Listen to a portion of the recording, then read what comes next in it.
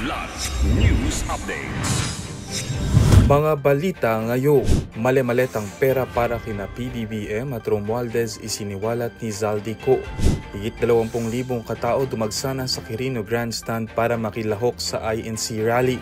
Ajax Dagit PA 2025 matagumpay na nagtapos. Ako po si Cesar Soriano para ihatid ang mga nangungunang balita sa buong kapuluan. Ngayon, ibinunyag ni dating Ako Bicol Party List Representative Zaldico na nag-deliver siya ng mali-maletang pera para kina dating House Speaker Martin Romualdez at Pangulong Ferdinand Marcos Jr. Sa part 2 ng kaniyang video statement na inilabas kahapon, ipinakita nito ang ilang larawan ng mga maleta na naglalaman umano ng pera na idineliver niya at ng kanyang mga tauhan kina Romualdez at Marcos sa Forbes Park at Malacanang ngayong taon at noong 2024. Kalakip na mga larawan ng mga petsa kung kailan umano idineliver ang mga nasabing pera.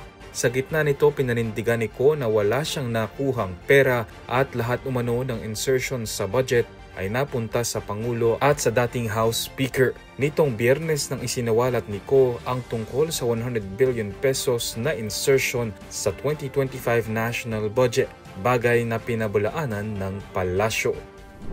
Nagsimula na ngayong linggo ang 3 araw na malawakang protesta ng Iglesia ni Cristo INC na tatagal hanggang Martes. Bahagi ito ng kanilang panawagang transparency at accountability sa gobyerno sa gitna ng mga maanomalyang flood control projects sa bansa. Patuloy ang pagdagsa ng mga kalahok sa Quirino Grandstand sa Maynila kung saan as of 10 a.m. nasa 23,000 na ang crowd estimate ayon sa Manila Police District o MPD at Manila DRRMO. Sa parehong lugar ay isang programa ang idaraos mamayang alas 4 ng hapon. Inaasahang aabot sa 1 milyong katao ang lalahok sa protesta kontra katiwalian. Mahigpit ang ipinatutupad ng seguridad ng pulisya para panatilihin ang kaayusan. Matagumpay na winakasan ng Armed Forces of the Philippines o AFP nitong Biyernes ang taunang AFP Joint Exercise o Ajax Dagit PA na naglayong palakasin ng interoperability ng mga sangay ng militar sa ilalim ng mga tunay na kondisyon.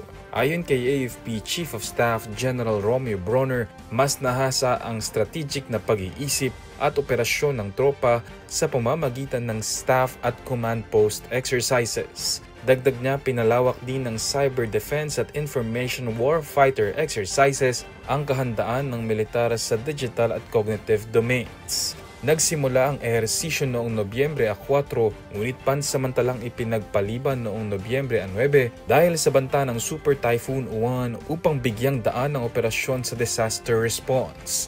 Samantala, inanunsyo ni Defense Secretary Gilberto Teodoro na balak nilang isama ang mas maraming ahensya ng pamahalaan sa susunod na pagsasanay.